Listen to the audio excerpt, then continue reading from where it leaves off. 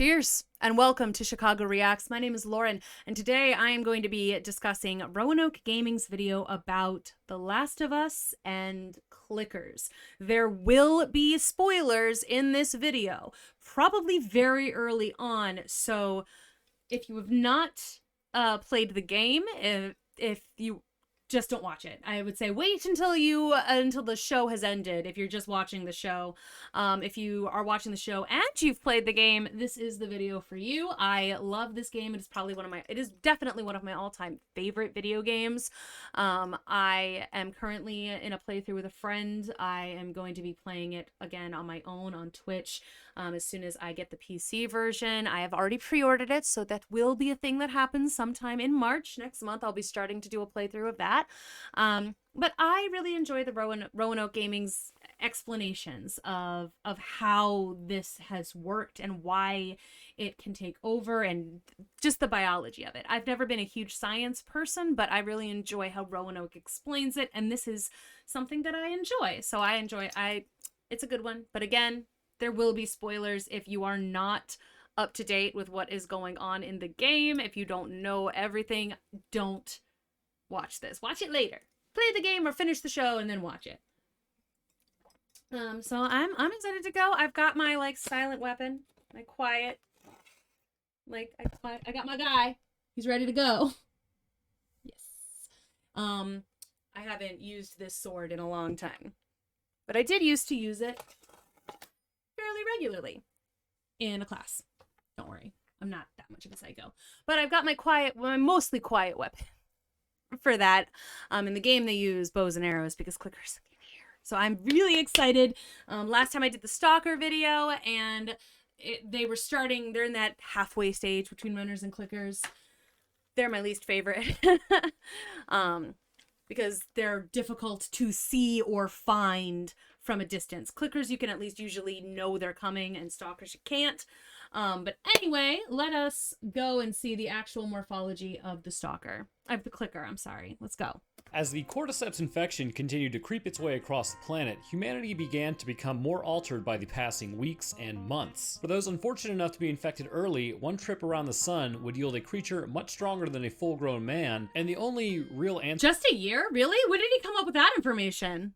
humans could produce in self-defense is either running or having a powerful weapon at their disposal. At this point, attacking in hand-to-hand is extremely ill-advised due to the strength and ferocity this former human has. We all saw the thumbnail, so we all know really why we're here. I hope this video clicks with you. Let's discuss the lore and morphology of the clicker from The Last of Us and see just how deeply this fungus has affected this person. So as we have continued through The Last of Us, I have pretty much developed a formula for how I structure these videos, so why fix what ain't broke? We will be jumping into the morphology and then work our way internally to see what we can't see and discuss how this fungus has riddled the body with pathways. Starting with the feet, of course, we see actually nothing has really changed apart from the complete lack of shoes normally. This creature runs around with its standard God-given feet. On a note of reality and not so much in-game, this would actually make the clicker quieter as it moves through an area, as long as it's not clicking or making screeching noises that it does seem to kind of always want to do. So as long as it doesn't do that, it's pretty quiet. Moving up, we see that the clothing the clicker wears— well, it looks like the legs are a little bit bumpy. It looks like there is some of that fungus growing up under the skin in the legs, which is something that they expanded upon in the show. In episode 2 of the show, you see that scientist cut open that person's leg and you can see the fungus already kind of growing up in there.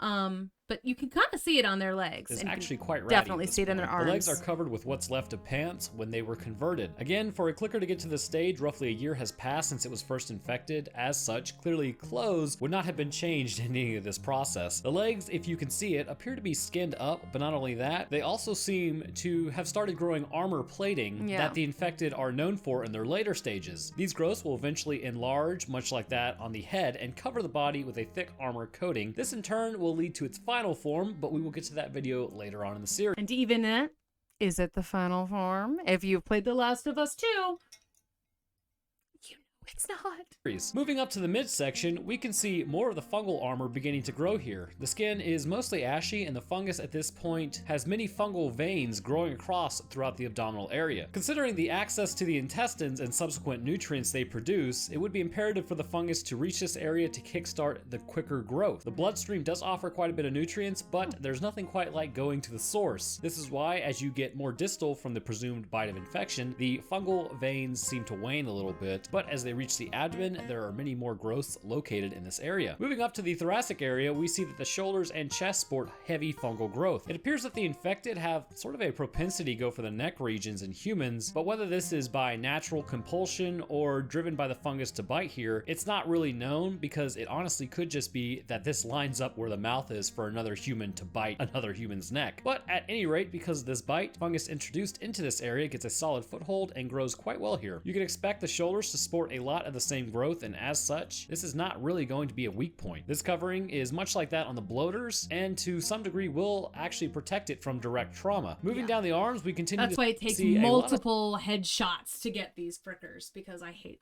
them. Not as much as I hate stalkers, because it, like, you can usually get these guys with 2 and then they're there because they're loud, but like just a regular headshot doesn't always work with these right off the bat.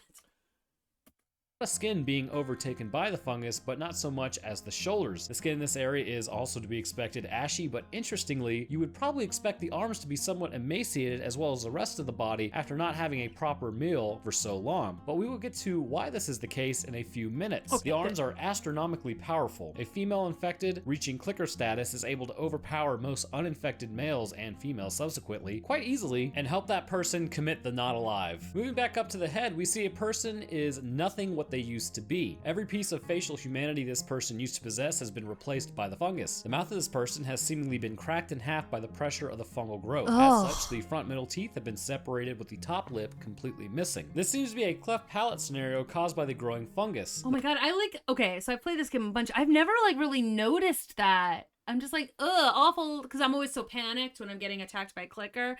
But like, ugh.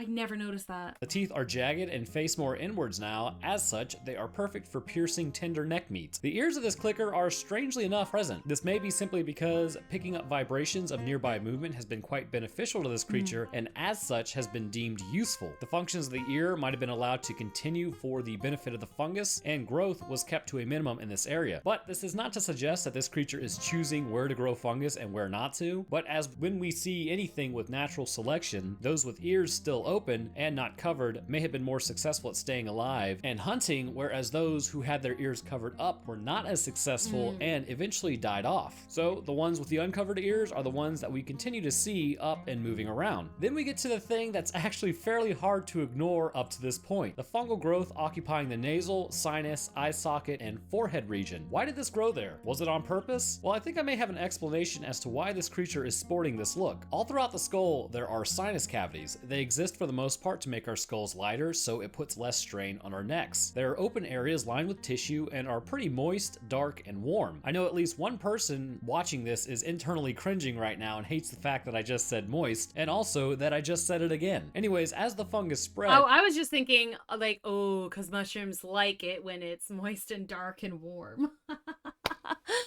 Oh my. This would have been a perfect location for an explosion of growth. More than likely, these areas would have begun filling up fast due to its natural conditions, and over time, it would have exploded out the front of the face. Ugh. We see in newer infections that the fungus has begun to overtake the eyes, and this is just the next logical leap. The nose is completely lost at this point, and odds are, it's not so much reabsorbed back into the body, but instead is just grown around by the fungus, or more likely, pushed entirely out of the way. Considering the fungus has changed the shape of the mouth, it's more than likely that it's begun growing out of the nasal passages from the skull as well. This means that the darker opening in the middle may be a direct line into the head, and in theory should actually be a vulnerability. The fungus has an answer for this vulnerability though, of course, and that's why they're so successful. That's how, isn't that how in the second episode, that's how Joel killed that one, because he finally got the bullet in between, in that like crease area?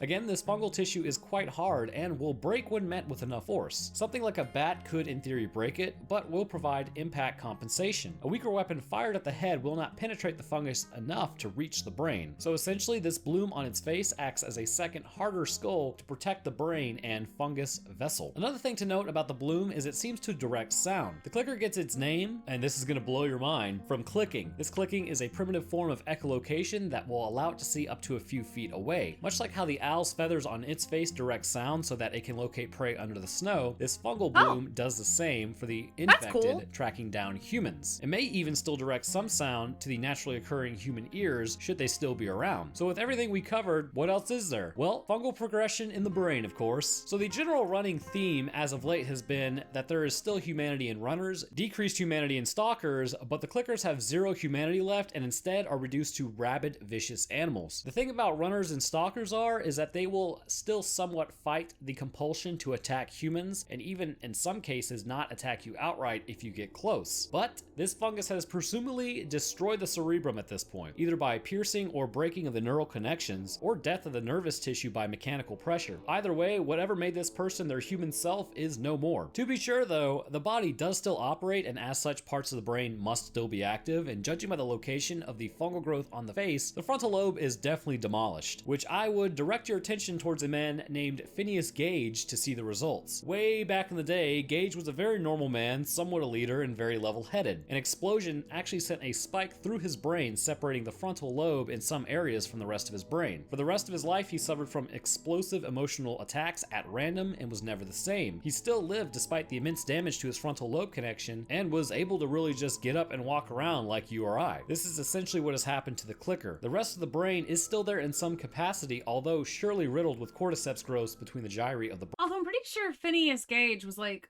a lot of the time still able to interact normally with people. Like they made it, that was, I think, okay, I'm about to go off on a wild assumption of my recollection of history, but isn't the fact that Phineas, isn't that like what kind of made lobotomies a little bit more popular? Like they really thought that, like, oh, we can't, they saw that Phineas Gage survived a spike through his head, and so then they were like, well, other people can survive that too, and so they started using it, lobotomies a little bit more often.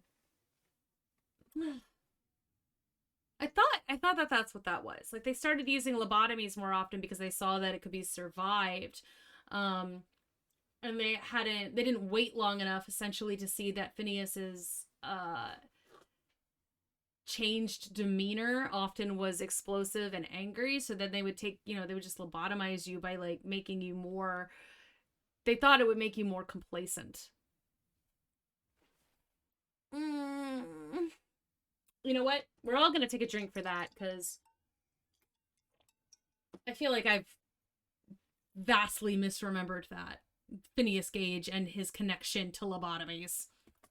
Brain. Sorry. The brainstem, cerebellum, and limbic systems, as well as the hypothalamus, are more than likely still very functional. I would also go on a limb to say that the temporal lobe and some of the parietal lobes must still be viable, as this creature relies on sound to hunt. Not to mention, clicking is a new trick for humans to learn. When a clicker begins clicking, the sound is sent out, bounces off an object, and when the sound returns, the brain interprets it. If the object has moved in between clicks, the clicker would then know whatever this thing is, it's alive and it's food. So those areas of the brain carrying the load of interpreting noise would still need to be able to function. The motor areas of the brain, such as the brainstem and cerebellum, must also be altered to some degree, as well as the muscular structure of the body. I touched on this a little bit in the Stalker episode, but I'll reiterate it here just a little bit. Clickers are strong, very strong enough to take down a human whose body would be pumping out adrenaline into the bloodstream in an effort to stay alive. As mentioned, a female clicker can easily overpower a full-grown man and can take hits that will leave most humans knocked unconscious. This is because the brain is no longer overriding the muscle signals to protect itself. Basically, the Spark Notes version, so I don't repeat myself from the last video, is that our brain limits our strength. This is imperative for our bodies to maintain their usefulness and longevity. This being overridden allows the body to operate at maximum strength and make them much more powerful than your average person. It has been afforded this ability to berserk after losing its humanity and can take down anything it comes across should it get near them. Another thing that I have been thinking about concerning the clickers is the relationship between parasite and human, or or I guess really fungus and human. There's a fungus among us. Would you believe that the parasite might not actually be the correct word, but instead symbiote? I do have a reason for this. So as humans, we tend to view our consciousness as the ultimate achievement of animal life. Take that away from us and what's the point? Well, we are still a collection of cells that want to live ultimately, and as such, even if we aren't in the equation, our body is still alive. Technically, that's still somewhat of a win for the longevity of our bodies. The fungus plays directly into this. Sure. Yeah, but not our species though. Like, right? The whole point, I don't know, because the whole point is that we're a person, and you know, our personality is what makes us that. And so if you take that away, you're just a collection of cells again, you know? So it's like, which at that point, it's like you're no longer sentient even. I don't know.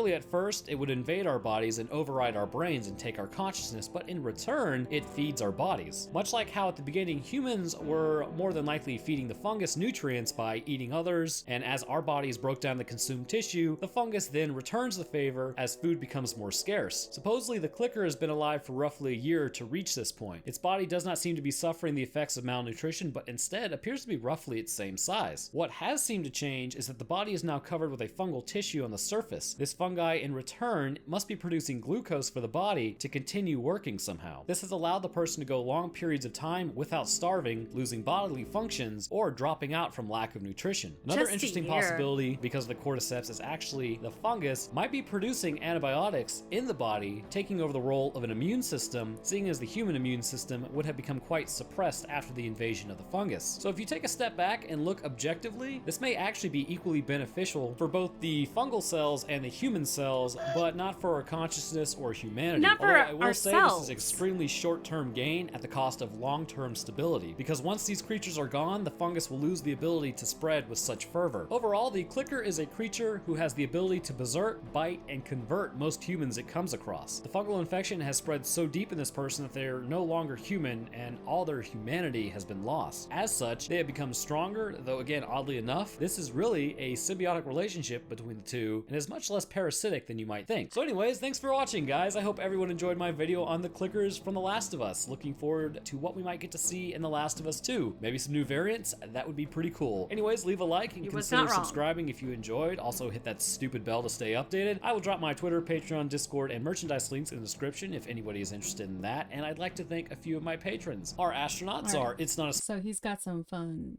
patrons. Again, definitely check out Roanoke Gaming's channel, because he's got some really cool videos and some really interesting ideas.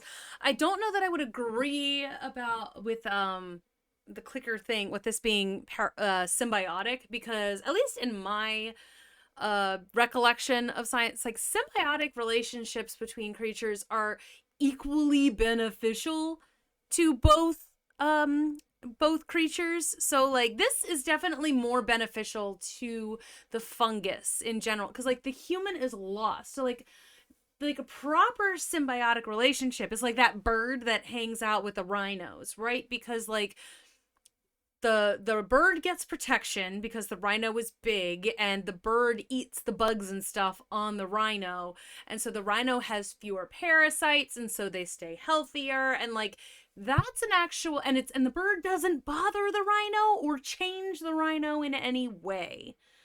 So I don't know if Roanoke still has the same idea of this might be more symbiotic. I will find that out potentially when I eventually get to his videos on the TV show. But I don't know if I would say that it's a symbiotic relationship. I don't know if it's fully parasitic, because there's one in the middle though. Isn't there? Because there's the parasitic relationship where one of the entities is helped and the other one is ruined, or like destroyed in some kind of way. There's symbiotic, where both parties are equally helped, and then there's a third one, right? Like a middle ground where like it's not ruinous for one of the parties involved in the relationship, but the other one is definitely more, like, it's helped more. I feel like there's three, right? There, symbiotic, parasitic, and I don't know. If you know, please let me know in the comments because I know there's another one, and I will definitely forget to look it up because I have stuff to do today, so I've got to get on that. But thank you all so much for joining me today on this video. If you want to see more content like this, please let me know in the comments below. Like the video, subscribe to the channel. Please let us know if you want to see more stuff about, you know, maybe The Last of Us, or if you want to see stuff about science, you know, any of that kind of thing. Let us know, because otherwise we're just gonna kind of keep going with what people tell us to do. This is something that I've been really enjoying, kind of mostly for me, and also because I have been watching the show and I'm like, maybe other people would like to talk about it. Like I said earlier, if you want to talk about the show or the game in the Discord, just let me know. The Discord link is in the description below. You can also mention in the comments if you would like to talk about this a little bit more in depth, because I love this game. I love the show. I've been enjoying myself immensely. Thank you so much for joining me. If you can find it, if you can become a patron, we'd really, really appreciate it. We can't do this without you, patrons at all. So just to sort of, you know, thank you guys. I just want to read a couple of our patrons out loud. Our Inquisition level patron we got Dumil. Some of the Astartes level, we got Joey Faria, Lord Haseo, Ben Heslop. We've got our Guardsman level. We've got Red Steel Moss and Nicholas Daigle, Kylan Washington, Thomas Sorrell, Kyle Jessel, Snowy T, IRTP. We've got Red 5 and Darth Dankers and Roddy. We've got Anonymous 1337. We've got Code 1558. And again, thank you just so much for helping us out. We couldn't do it without you. We appreciate you so much. I will see you all in the next one. Enjoy the rest of your day.